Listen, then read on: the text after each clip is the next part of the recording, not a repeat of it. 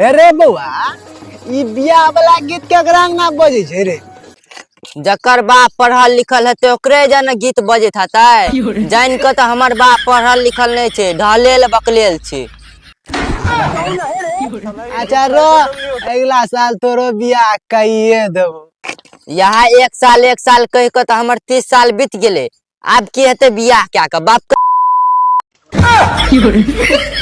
अब तो कनी दिन में हमर देहो और ने काम करे लगते।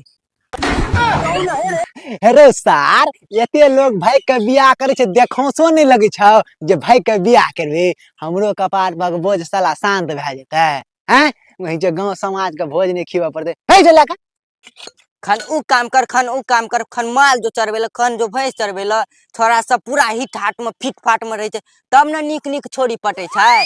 बापा ऐसा हम काम ताम नहीं कर जाए छे छोरिए पटियाबे।